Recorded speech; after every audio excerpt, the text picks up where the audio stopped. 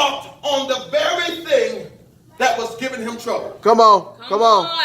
Y'all don't believe it. The Bible says in the 22nd, 23rd, 24th, 25th, that after Jesus had climbed the mountain, they were in the boat at about 4 o'clock, and the winds came up against the boat, and the waves battered the ship. But here, Peter jumps out of the boat. The thing that gave him security, the thing that made him feel safe. Come on. He jumped out of his comfort zone. Come on. And walked on the very thing that was giving him trouble. Some of us saints need to activate our faith so that when we hear the word of God, it does not take all day, all year, all month. We step out on the very thing that we were afraid of last time we saw it. I'll tell my wife's testimony. Before we got married, our prayer was that the Lord would heal her of diabetes. That was our prayer. Yes, we want to have children. Yes, and she's been diabetic for about 54 years. And so I said, Lord, heal her before she turns 55. And we were honestly praying about it. We were praying about it so much that we get in arguments over our faith in God to do it. Right. Jesus. So finally, I saw her attitude changing. She started to work out and do this keto. I tried it, lasted 3 days. Keto is of the devil. And she was serious. She wasn't eating any starches and eating any carbs, and the house looked like an organic factory. And I'm taking lunch and all I got is vegetables and hummus and stuff. I don't like that. But I didn't argue with her. Come on. Because what we prayed for, she stepped out on. Come on. So I get a phone call. Baby, I got to go to the doctor. My blood work. I got to get some blood work done. She goes. And then, the tragic situation with my father happens. And I say, you know what? We're getting up and we're going away for 4 days. Well, her and her mom, watch this, are away from the house. I'm at the crib chilling. She comes in the house excited and says, baby, I got to tell you about the phone call that I've been waiting on.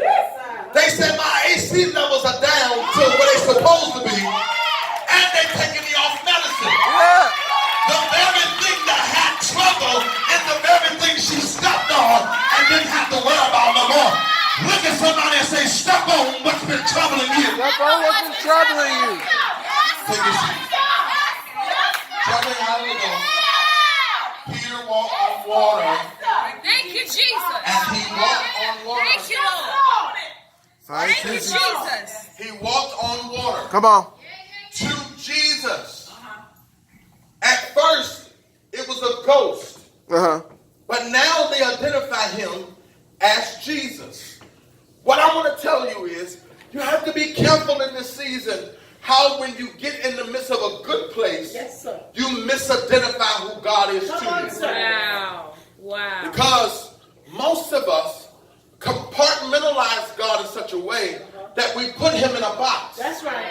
All right? I'll prove it to you. The old saints used to get up and testify like that, giving out to God who's the head of my life, giving out to pastors, saints, and friends. I want to thank God for being a healer in a sick room. I want to thank God for being a lawyer in the courtroom. I want to thank him for being a friend when I was lonely. Well, what they were doing was compartmentalizing God to the place where they needed him the most. Wow. And so what they only identified him with was him to be a healer because they were always sick. Wow. But they never ever experienced him to be a provider because they had money. Come on. So what they did was they leaned on one side of God to learn him in one way. And God would say, I got all of this over here for you to get to know. Come on. You only call me your healer. Come on. Come on. In the text, they call him a ghost, but now they call him Jesus Master. He's not only the one that can save you, he's the one that can control what's troubling you. Yeah. That's right. Oh, God Almighty. Now I'm moving on. But when they looked down at the waves, and the waves were churning beneath his feet, he lost his nerve and began to sink. He cried, Master, save me.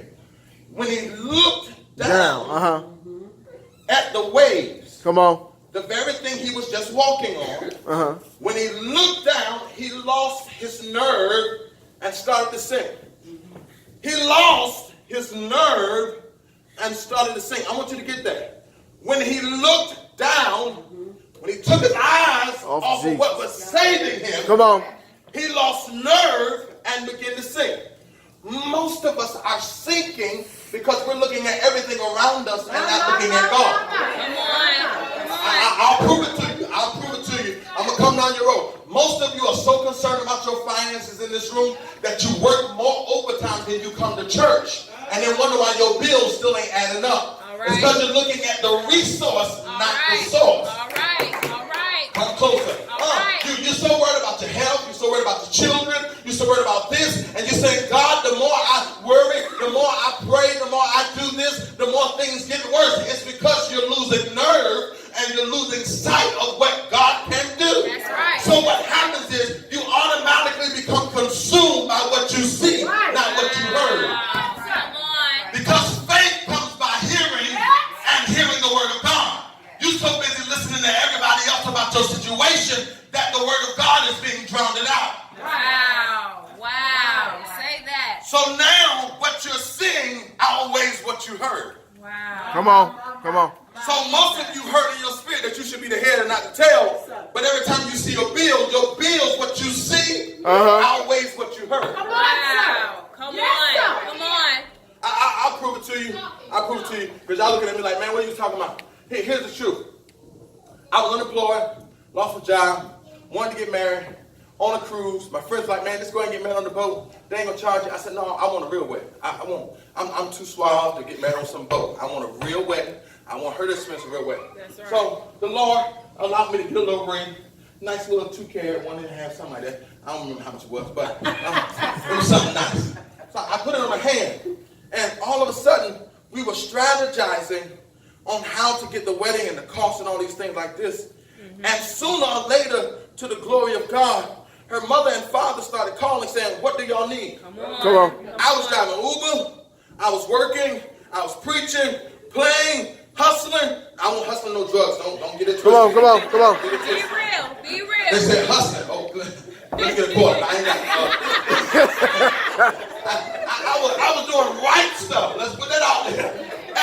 And her mother and father started calling, saying, we want to bless you with this. That's right. We want to bless you with this. And then the Lord reminded me, he says, it's better to have favor with God than to have favor with man. That's right. So I started calling friends saying, hey, can you do this, do that, do this? Can I tell you what a $25,000 wedding turned out to be $2,500? Come on. When I stopped looking at the expenses and started looking at the provider, the Lord started touching people's heart to bless us. Come on. So we can be together. That's right. Here's your prophecy. Here's your first prophecy of the day. When you stop looking at your circumstances, God will send people to your life to make you meet the budget at no expense. That's right. Come on. I receive that. At no expense. I'm almost done. Come on, sir. Here it is. He jumps out of the boat. He looks at the waves and he loses sight. Jesus does not hesitate. This is the book. Jesus does not hesitate to reach down and grab Peter's hand. Now I got a question. Why is Peter in need of salvation when Peter has asked God or Jesus to give him permission to walk on the water? That's right. Why does Peter now need a hand up when he's already been given the authority to walk on the very thing he's sinking in? That's right. Why are we as church folk fighting the enemy in stuff that God has already given us the resolution to be victorious in? Yeah. I was reading something last night, Psalms 23, when it says, he anoints my head with oil. I really thought that it was a literal translation of the master anoints your head with oil. But I saw this picture. It was a sheep. And the shepherd was pouring oil all over his head. Wow. When I read it a little bit longer, I came to find out that the oil was not an anointing for power. That's right. It was an anointing to escape. That's right. The oil that was poured on the sheep's head was so that if he ever got snared into something, he would be so slippery, he would slip out of trouble and be able to get back home. Come on. The reason why some of you keep getting stuck is because you ain't got no oil on you. You're wondering why every time you turn around, the devil is defeating you. It's because you're losing oil by hanging out with drive